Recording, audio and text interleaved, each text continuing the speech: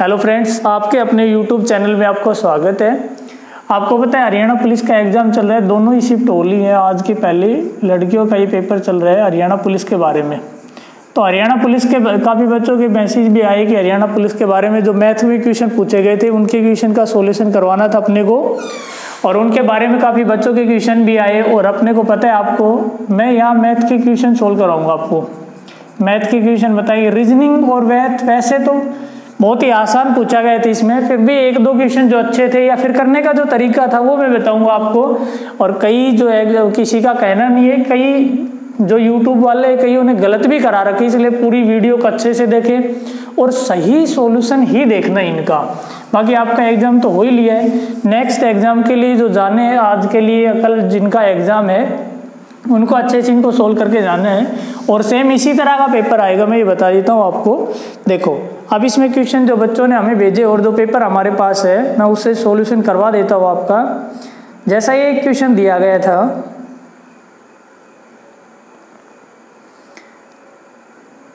ये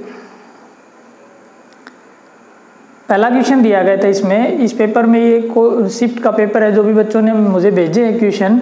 वो कहता है मेरे पास बांटने के लिए कुछ मिठाइयाँ थी। ये किसी पेपर का सेट का है, CEPS लिख रखा है इस पे, CEFS।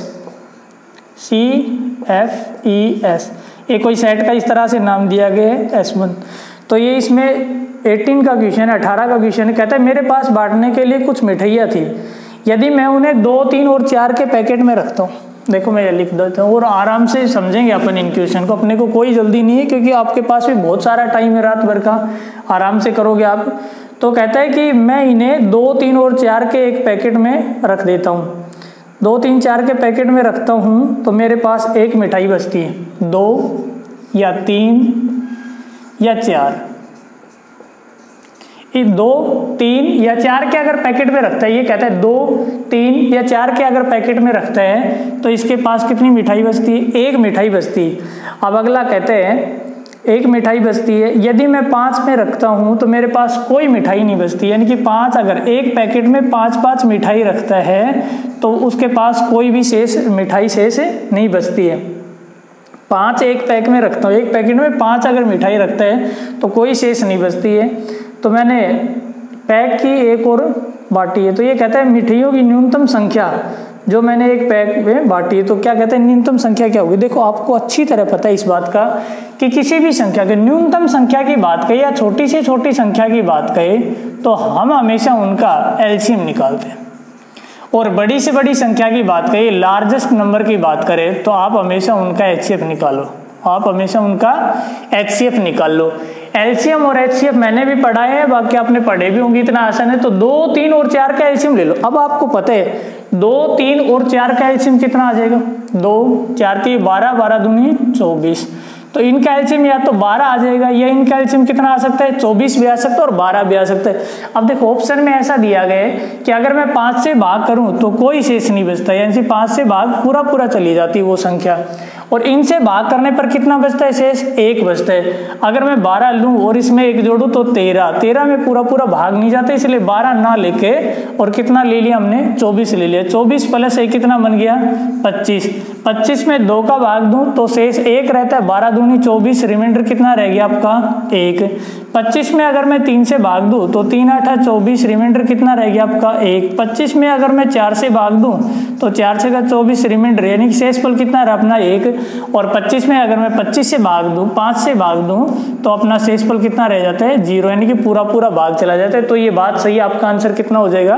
25 आपका आंसर हो जाएगा।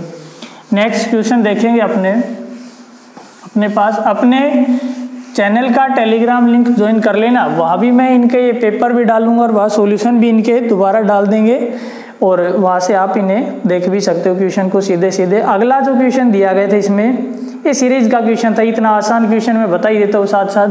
ये देखिए 1, 9, 25, 49 और यह क्वेश्चन मार्क दिया और उसके बाद लिखा 121।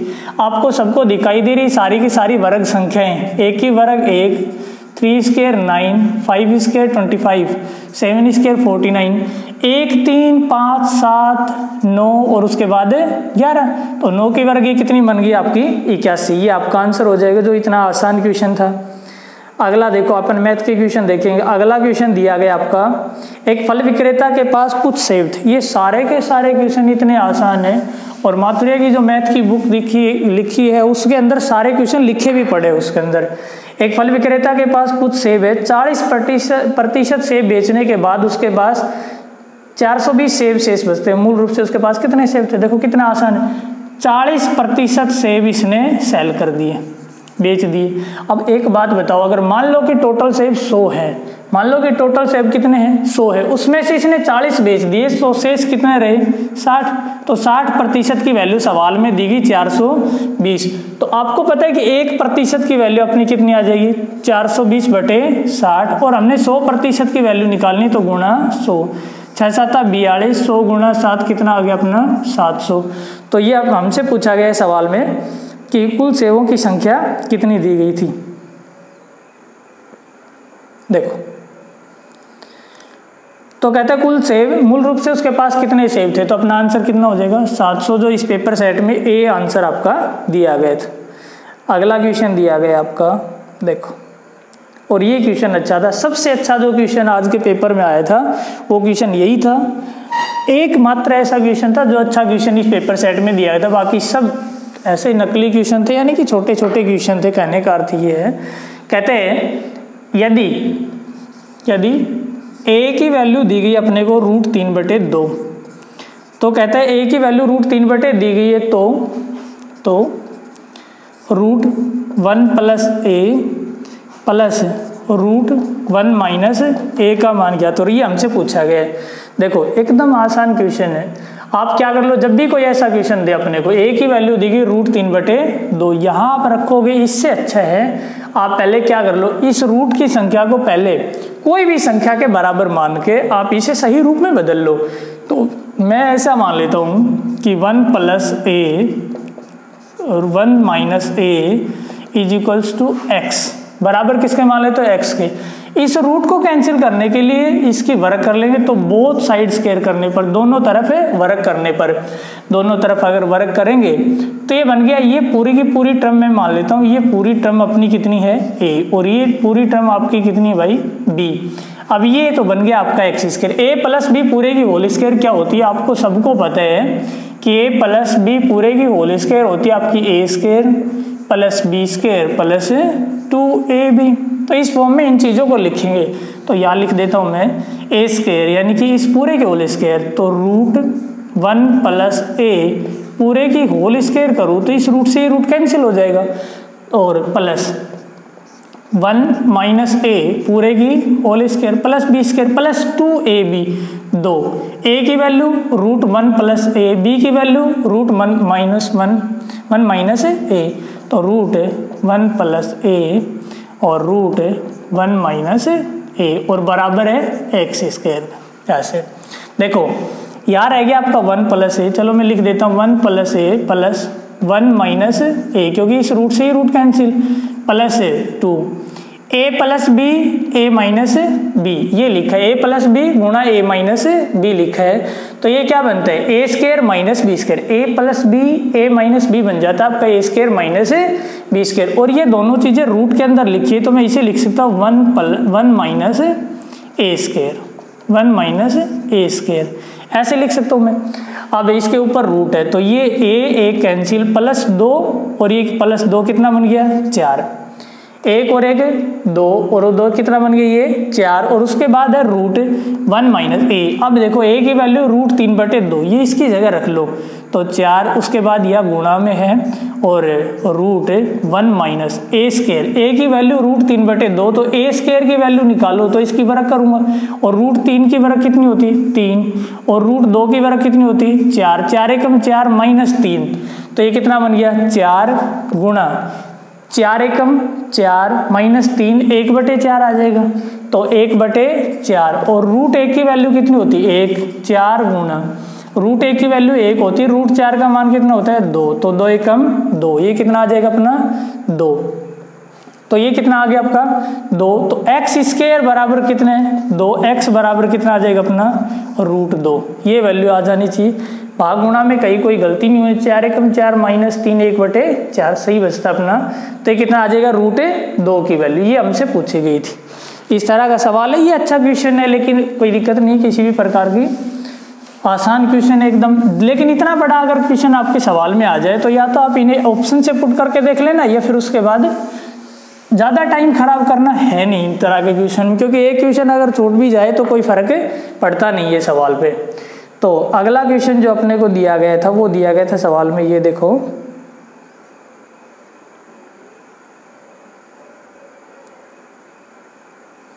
अगला क्वेश्चन ये दिया था, एक नाव की शांत जल में चाल दी गई थी।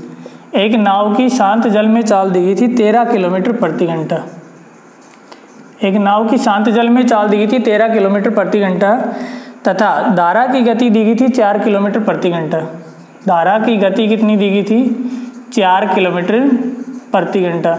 तो कहता है कि धारा की दिशा में 68 किलोमीटर जाने में नाव कितना समय लगेगी। धारा की दिशा में 68 किलोमीटर, देखो शांत जल में चाल दी गई और गति दी गई, तो धारा की दिशा में अगर चलते हैं तो चालों को जोड़ लिया जाता है। धारा की दिशा में चलने पर चाल जोड़ ली जाती है, 13 और 4 कितनी बन जाएगी 17। इसकी सापेक्ष चाल रिलेटिव स्पीड जो आएगी वो आपकी आ जाएगी 17 किलोमीटर प्रति kilometre per hour, 17 kilometre per hour, 17 kilometre per hour ये आ जाएगी। और दूरी कितनी दी गई सवाल में, जो डिस्टेंस दी गई वो दी गई 68 किलोमीटर। तो समय बराबर रहता आपका दूरी बटे चाल। तो 68 बटे 17, 17 चौके 68, तो कितने घंटे का समय लेंगे 4 घंटे का समय। अपने को पेपर में ध्यान रखना है, अब इससे ही संबंधित रेलगाड़ी के क्वेश्चन पूछ सकता है अगले में। तो वहाँ भी अपने को रिलेटिव स्पीड निकालनी होगी। जब दो ट्रेनें एक ही दिशा में गतिमान हो तो उनकी दूरी तो हमेशा जुड़ेगी, दूरी हमेशा जुड़ेगी। ध्यान रख लेना, ये अगली शिफ्ट में पूछा जा सकता है। दूरी हमेशा जुड़ेगी, लेकिन अगर दोनों एक ही दिशा में गतिमान है तो उनकी जो चाल होगी उसका अंतर कर लिया जाता है, चाल का अंतर कर लिया जाता है। अगर दोनों विपरीत दिशा में गतिमान हो तो दूरी तो हमेशा जुड़ेगी ही, लेकिन उसकी चाल का क्या कर लिया जाता है, योग कर लिया जाता है। इस चीज का आप ध्यान रख लेना। अगले पेपर में जरा सा मेरा मानना है कन्फर्म क्वेश्चन पूछेगा इससे। अगला जो क्वेश्चन दिया गया आपका, देखो इतने आसान आसान क्वेश्चन थे। एक मुझे याद आता है कि ये दिया गया था इस तरह का क्वेश्चन 15 35 35 ऐसा कुछ लिखा था। चलो देख लेते हैं, एक सेकंड।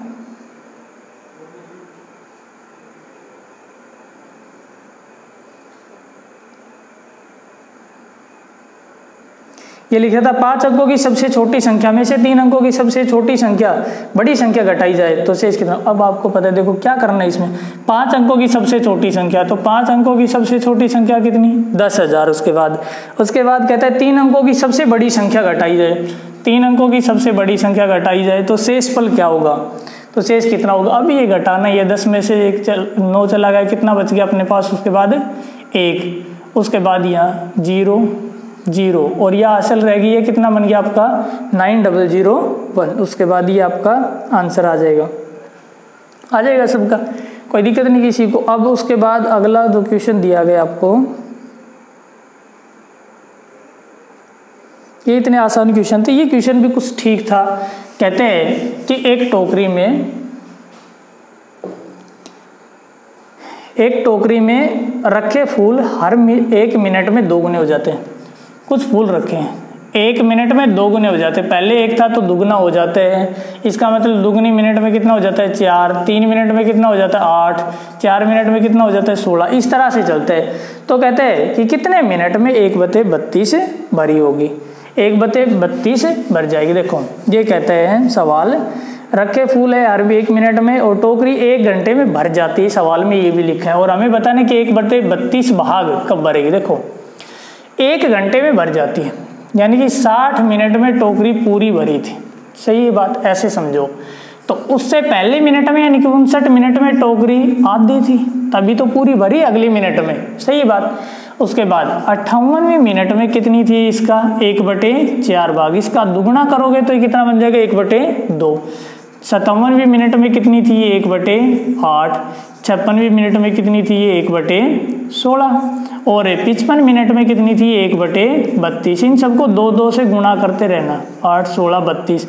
तो कितने मिनट में 55 मिनट में वो अपने आपका कितना भाग भरी हुई थी भाई 1/32 भाग भरी हुई थी। कब 55 मिनट में भरी हुई थी। ये आपका आंसर था। इतने छोटे छोटे और इतने आसान क्वेश्चन दिए गए थे। एक क्वेश्चन और था मुझे याद आया, दो संख्याओं का एलसीएम देखो। और मैं कहता हूँ ये सारे के सारे मेरे ऑफलाइन बैचेज के जितने भी बच्चे उनको सबको पता है, उन्होंने वीडियो देखी भी और करवाएंगे भी उनको भी, तो उनको पता है कि मैंने ये क्वेश्चन एज इट इज लिखा रखे, चाहे कोई मुझसे 1 साल पहले पढ़ा हो चाहे वर्तमान में बैचेज में हो। एलसीएम कितना दिया गया इनका, एलसीएम दिया गया 48, दो संख्याएं और उन संख्याओं का अनुपात 2:3 है। संख्याओं का योग ज्ञात करो। उनका अनुपात दिया गया 2:3। देखो कितना आसान, 2:3। उन संख्याओं के योग की बात करिए। एलसीएम हमेशा उन संख्याओं का क्या रहता है भाग, और एचसीएफ हमेशा गुणा रहता है। तो 48 में 2 का भाग देंगे, 48 में 2 का भाग देंगे कितना आ गई ये 24, और 48 में 3 का भाग देंगे कितना आ जाएगी ये 48 में 3 का भाग देंगे कितना आ जाएगी ये 16। ठीक है, 48 में 3 का भाग देंगे 16। इन दोनों संख्याओं का योग पूछा है, 30 और 10 कितना बन जाएगी ये 40। कहता हूँ उन दोनों संख्याओं का योग ज्ञात करो, ये हमसे पूछा गया है सवाल में। तो ये कर लोगे आप, इतना आसान क्वेश्चन है। उसके बाद एक क्वेश्चन और दिया गया था ये 50, 35, 35 में 3 के स्थानीय मान का योग कितना होगा। दो संख्याएं दी गई थी। देखो ये भी थोड़ा ठीक क्वेश्चन था, लेकिन इसने घुमाने की कोशिश करी और काफ़ी बच्चों ने इसके आंसर 6 भी किए होंगे जो गलत आएंगे। कहते हैं 50, 35, 35 ये संख्याएं दी गई थी। कहते हैं 3 के स्थानीय मान का योग कितना होगा। अरे देखो भाई बहुत आसान, 3 का स्थानीय मान अगर ये 3 मानूं तो कितना बन गया 30, और ये 3 मानूं तो कितना बन गया 3, 0, 0, 3000। तो इसका योग करेंगे तो ये कितना बन जाएगा 3030। ये आपका आंसर आ जाएगा। इतना आसान क्वेश्चन था। इसी तरह के क्वेश्चन पूछे गए थे, बाकी कोई ज़्यादा खास इनमें था नहीं। और कई क्वेश्चन रीजनिंग के भी पूछे गए थे।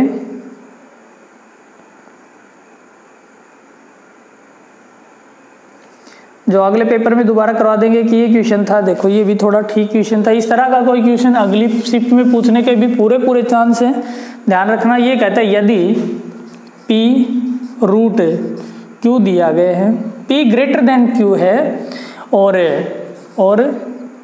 R लेस देन 0 दिया गया है, तो इनमें से कौन सा कथन सत्य होगा। रिलेशन बनाए गए ये इस तरह से, ये रिलेशन बना के दिया गया कि P-R और ये Q-R, Q-R, और सेकंड ऑप्शन आपका दिया गया है PR ग्रेटर देन QR, और थर्ड ऑप्शन आपका दिया गया है PR लेस देन QR। देखो ये तीनों दिए गए और चौथा दिया गया, इनमें से कोई नहीं, तो इनमें से बन ही जाएगा। देखो समझो आप इस बात को, P ग्रेटर देन Q है, P की वैल्यू आप कोई भी मान लो, P की value P greater than Q है, P की वैल्यू 2 मान लो और Q की वैल्यू मैं 1 मान लो, कोई दिक्कत थोड़ी नहीं।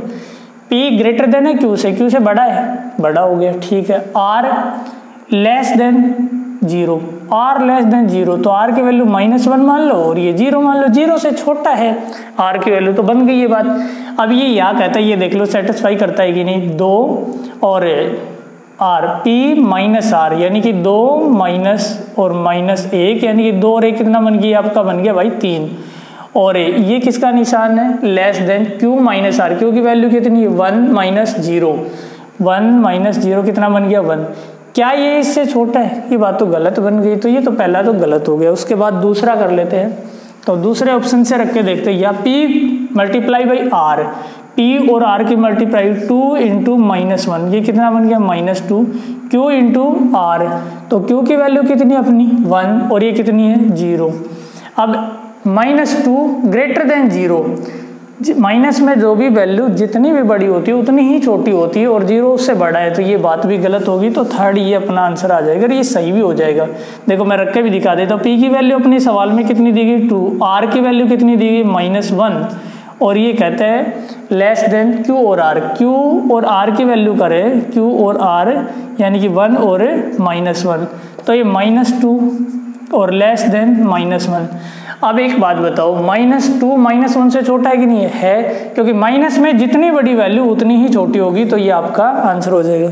आई होप आपको सभी को समझ आएगा। किसी को कोई भी प्रकार में कोई भी दिक्कत हो तो आप हमें भेज सकते हो। दूसरी बात है, कल का शिफ्ट का जो भी पेपर होगा मैं अपने चैनल में टेलीग्राम का लिंक आज ज्वाइन कर दूंगा, इसमें आप हमें वह पेपर भेजने का कष्ट करें। और मेरे पर्सनल व्हाट्सएप नंबर जो भी हैं बच्चों के पास होंगे भी 8053153131, इस पे भी आप हमें व्हाट्सअप कर सकते हो। किसी भी प्रकार के कोई भी पेपर होते हैं उनके आप भेजने का कष्ट करें, और ज़्यादा से ज़्यादा लाइक शेयर और सब्सक्राइब किया करो। डेली लाइव क्लासेज आपकी एसएससी की चली रही है, आपको बहुत अच्छे से पढ़ाया जाता है, आप देखने का कष्ट करें। Thank you.